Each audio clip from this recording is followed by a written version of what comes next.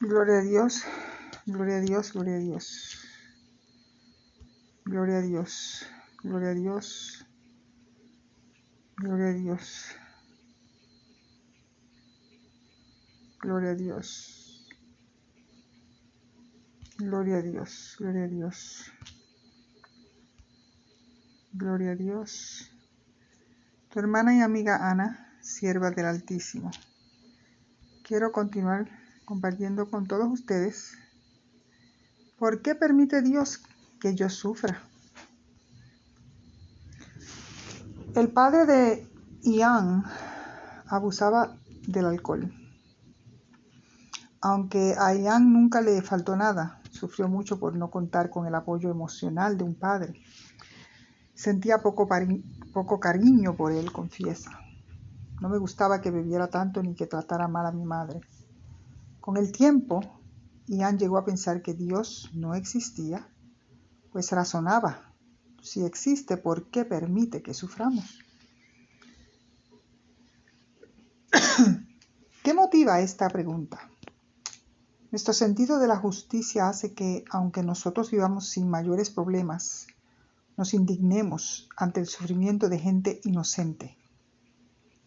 Pero la cuestión cobra más relevancia si es uno mismo el que, como Ian, experimenta dificultades o si un ser querido enferma o muere.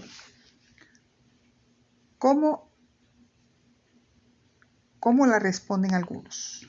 Hay quienes piensan que Dios permite el sufrimiento para que aprendamos a ser humildes y compasivos. Amén. Otros creen que estamos pagando por los pecados cometidos en una vida anterior. ¿Qué implican esas respuestas? ¿Que Dios es cruel y no le importa que suframos y que por eso es difícil amarlo? ¿Qué enseña la Biblia? Que Jehová no es el causante del sufrimiento. Al estar bajo prueba, que nadie diga: Dios me somete a prueba, porque con cosas malas Dios no puede ser sometido a prueba. Aleluya. Gloria a Dios. Gloria a Dios, gloria a Dios, gloria a Dios. Que Jehová no es el causante del sufrimiento. Al estar bajo prueba, que nadie diga: Dios me somete a prueba, porque con cosas malas Dios no puede ser sometido a prueba, ni somete a prueba él mismo a nadie. Y eso léalo en la Biblia. Para aquellos que creen en la Biblia, lean en Santiago 1:13. Además, por cómo describe la Biblia a Dios, Él no puede ser el responsable del sufrimiento. ¿Por qué no? Porque una de sus principales virtudes es el amor. Primera de Juan 4:8. La Biblia compara el amor de Dios al que una madre siente por su hijo recién nacido. ¿Puede una esposa olvidarse de su niño de pecho, de modo que no tenga piedad al hijo de su vientre? Pregunta Dios.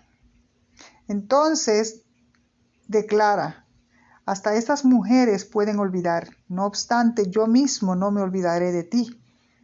Isaías 49:15. ¿Verdad que ninguna buena madre lastimaría a su hijo a propósito? Al contrario, seguro que trataría de aliviarle cualquier sufrimiento. De igual modo, Dios nunca haría sufrir a nadie inocente. Génesis 18:25. Entonces, ¿cómo es que tanta gente sufre? Dirá usted.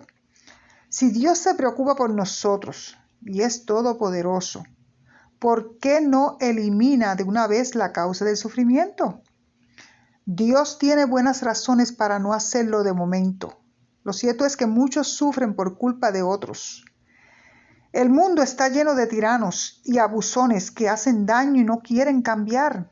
Así que para acabar con esta importante causa de sufrimiento, Dios tendrá que eliminar a este tipo de personas. ¿Y por qué no lo ha hecho ya? Puede que se pregunte usted. El apóstol Pedro explicó la razón. Jehová no es lento respecto a su promesa, como algunas personas consideran la lentitud, pero es paciente para con ustedes, porque no desea que ninguno sea destruido. Bendito sea su nombre, aleluya. Más bien, Jehová desea que todos alcancen el arrepentimiento. Segunda de Pedro 3:9. En realidad su paciencia demuestra que es un Dios amoroso y misericordioso. Aún así, pronto intervendrá para pagar con tribulación a los que les causan tribulación, a otros. Los malvados que tratan injustamente a los demás sufrirán el castigo judicial de destrucción eterna. Segunda de Tesalonicenses 1, 6 al 9. Y han mencionado al comienzo, encontró respuestas convincentes a sus preguntas sobre el sufrimiento. En el próximo, aleluya. ¿Qué enseñó Jesús sobre el sufrimiento? Bueno, Jesús nunca culpó a Dios por el sufrimiento que lo rodeaba. Al contrario, demostró que Dios no castiga a la gente haciéndola sufrir. Los milagros que hizo Jesús, como curar enfermos, cojos y ciegos, prueban dos cosas. Mateo 15:30. Aleluya. Primero, que Jesús utilizaba el poder de Dios para aliviar el sufrimiento, no para causarlo. Y segundo, que Él nunca curaba de forma fría y mecánica, sino que actuaba motivado por la compasión. Mateo 20, 29 al 34. Las palabras y las acciones de Jesús reflejaron a la perfección lo que siente su Padre. Por eso sabemos que a Dios también le duele ver el sufrimiento de las personas y que desea aliviarlo. Juan 14, 7 y 9. Identificó al verdadero causante de gran parte del sufrimiento, Satanás, el diablo. Ese, dijo Jesús, era homicida cuando principió. Juan 8:44. También indicó que Satanás es el gobernante de este mundo y que está extraviando a toda la tierra habitada. Juan 12:31. Revelación, Apocalipsis 12:9. Prometió que el sufrimiento llegaría a su fin. En la oración del Padre Nuestro, Jesús enseñó a sus discípulos a pedirle a Dios: venga tu reino, efectúese tu voluntad como en el cielo, también sobre la tierra. Mateo 6, 9 y 10. Bajo el reino de Dios ya no habrá sufrimiento en la tierra, tal como no lo hay en el cielo. En una de sus revelaciones, el apóstol Juan, Jesús describió cómo sería la vida de las personas que estuvieran bajo el reino. En ese entonces, Dios limpiará toda lágrima de sus ojos y la muerte no será más, ni existirá ya más lamento, ni clamor, ni dolor. Las cosas anteriores han pasado. Léanse Revelación, que es lo mismo que Apocalipsis 1:1, Apocalipsis 21:3, 4. Aleluya, gloria a Dios. Gloria a Jesús, qué interesante. Aleluya, y continúo con el tema. ¿Por qué permite Dios el sufrimiento? ¿Cómo puede un Dios que es todo amor y todopoderoso permitir el sufrimiento en la tierra? ¿No puede Dios intervenir y crear un mundo donde no existe sufrimiento? ¿No puede hacer desaparecer el dolor? Esta es una pregunta difícil y también muy común. Para entender algunas de las grandes preguntas en torno a este tema debemos ver el plan global de Dios. Para empezar, Dios creó un mundo sin sufrimiento. Este era el cielo y la tierra antes de la caída en el pecado. Todos los ángeles y todo lo que había sido creado vivía en armonía con Dios. Había paz, alegría, perfección. Era exactamente así como Dios quería que fuera. Sin embargo, Satanás, uno de los ángeles, optó ir en contra de esto y hacer las cosas a su manera. Se exaltó a sí mismo y se imaginó que podía ser igual o mejor que Dios. Este fue el primer pecado, el cual causó la separación entre Dios y Satanás. El camino de Satanás estaba fuera de la bendición de Dios y por lo tanto maldecido. La creación de Dios era perfecta. Adán y Eva, las primeras personas, recibieron una voluntad libre. Sin embargo, eran puros y por eso tenían contacto directo y comunión con Dios. Satanás estaba lleno de maldad y quería destruir esta armonía. Pensaba que si las personas tenían la opción de elegir, preferirían pecar en lugar de obedecer a Dios.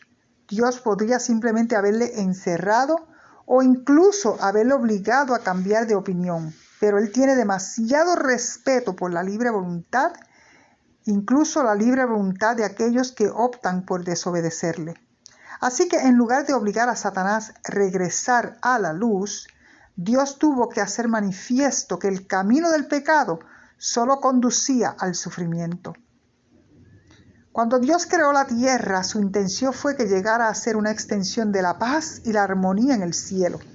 Sin embargo, Satanás igual tuvo acceso a la tierra y tentó a Eva en el jardín del Edén. Cuando Satanás le ofreció a Eva la elección entre seguir el camino de Dios o el camino del pecado, tuvo Dios la profunda esperanza que elegiría sus caminos. Todo lo que Dios anhelaba era que las personas fueran felices y sabía que el único camino para esto era que fueran obedientes. Desafortunadamente, Eva decidió creer en el camino de Satanás, el camino de la maldición, y convenció a Adán de hacer lo mismo. Debido al enorme respeto por la libre voluntad que tenían ellos, tuvo que dar un paso atrás y dejar que Adán y Eva cosecharan las consecuencias de sus acciones. Todo el sufrimiento, todo el dolor y cada lágrima que se ha derramado sobre la tierra ha sido por el resultado directo o indirecto del pecado. Incluso los desastres naturales ocurren porque el mundo fue maldecido. Romanos 8, 20 y 21. El pecado contaminó todo y fue empeorando cada vez más con el paso del tiempo. Como dice la palabra de Dios, en los últimos tiempos, la maldad aumentará y el amor se enfriará, aún el de los escogidos. Bendito sea Dios, aleluya. Cuando una persona comete pecado, cosecha sufrimiento. Las personas a su alrededor sufren, la tierra misma sufre. La misma naturaleza fue corrompida con espinas y cardos.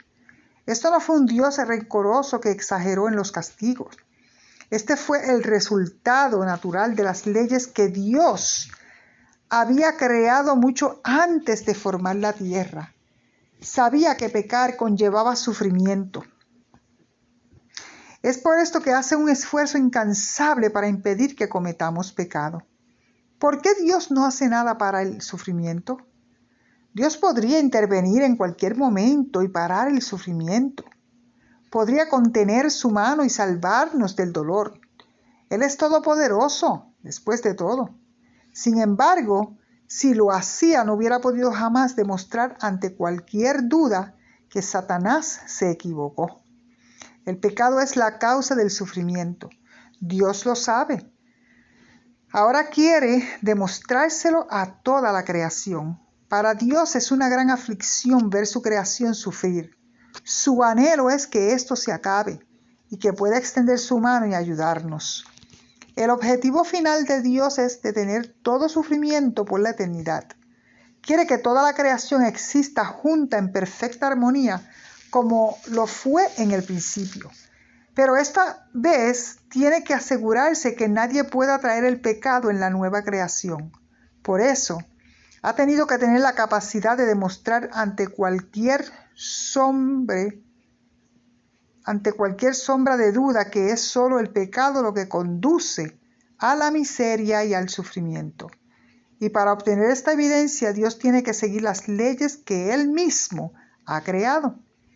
El propósito de Dios con la creación. La intención de Dios con nosotros no es solo demostrar que el pecado trae sufrimiento. Es aún más importante demostrar que vivir sin pecado trae alegría, paz y armonía. A mí, que soy menos que el más pequeño de todos los santos, me fue dada esta gracia de anunciar entre los gentiles el evangelio de las inescrutables riquezas de Cristo y de aclarar a todos cuál sea la dispensación del misterio escondido desde los siglos en Dios, que creó todas las cosas. para que la multiforme sabiduría de Dios sea ahora dada a conocer por medio de la Iglesia a los principados y potestades en los lugares celestiales. Efesios capítulo 3, 8 al 11. Este es el punto central del plan de Dios con la humanidad. El golpe final y devastador contra Satanás. Al enviar a Jesús, su propio Hijo, a la tierra como un hombre, pudo de una vez por todas demostrar que era posible vencer a Satanás y su engaño. Como ser humano, Jesús fue tentado en todo según nuestra semejanza, pero en cada situación eligió hacer la voluntad de Dios en lugar de la suya, de modo que jamás pecó. Hebreos 4:15. Hebreos 5, 7 al 9. Cuando Jesús fue crucificado y clamó, consumado es, la victoria fue total. Satanás nunca pudo ser capaz de tomar el control del Espíritu de Jesús, que ahora podía volver a Dios perfecto y lleno de la naturaleza divina. Pero esto no se detuvo allí. Jesús hizo esto de modo que pudiera mostrar el camino a los demás. Ahora Dios está formando una novia para Jesucristo que, a través de una vida pura y santa como Él lo hizo, mostrará que la victoria sobre el pecado trae verdadera y eterna alegría y paz. Esta es la iglesia, por la cual la multiforme sabiduría de Dios se dará a conocer a toda la creación. Y esta alegría no es simplemente una recompensa que obtendremos en la eternidad. Esta comienza ahora. Así que, aunque Dios tiene que dejar que la tierra coseche la paga del pecado, Él está en realidad mucho más interesado en dejar que los que eligen servirle a Él puedan cosechar los beneficios de esto. El sufrimiento en la carne. Todos sufren. Y los sufrimientos que una persona experimenta en la tierra no son necesariamente proporcionales a la cantidad de pecado que ha cometido. Sin embargo, los discípulos de Jesucristo, los servidores de Dios, saben utilizar este sufrimiento en su beneficio.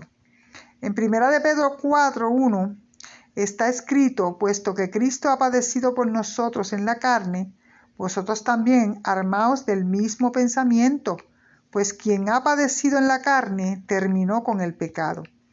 El padecimiento físico en sí mismo claramente no pone fin al pecado.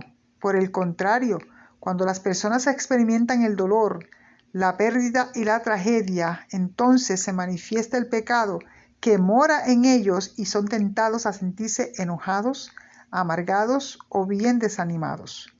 Pero un discípulo hace lo que su maestro Jesús hizo. Él toma estos pensamientos, los niega y los lleva a la muerte, y el pecado que se manifestó en la situación muere. Esto se llama padecer en la carne, porque impedir que la carne pueda llevar a cabo sus deseos es lo mismo que negar nuestra propia voluntad, y esto es doloroso. Esto fue lo que Jesús hizo cuando estuvo en la tierra, y esta es la voluntad de Dios para nosotros. El resultado es que el pecado es vencido y sustituido por virtud.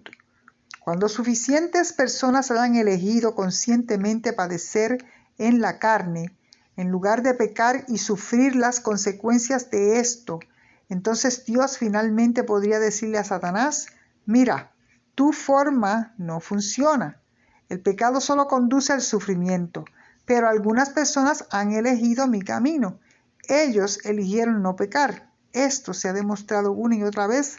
No tienes nada que podrías haber dicho. Entonces habrá un ajuste de cuentas. La eternidad. Puedes imaginarte entonces la ira de Dios sobre Satanás, cuando la hora del juicio finalmente haya llegado. Después de haberse contenido todos estos miles de años, después de la rebelión de Satanás, Dios tuvo que ver su creación sufrir año tras año, siglo tras siglo. Ha esperado con paciencia para que las personas se vuelvan a Él y sean obedientes a su voluntad, de modo que pudiera finalmente erradicar el pecado. Pero finalmente vendrá el tiempo de paz. Después que todo esté dicho y hecho, Satanás será echado en el mar de fuego y todo el sufrimiento, dolor, miseria habrá desaparecido para siempre. Aleluya.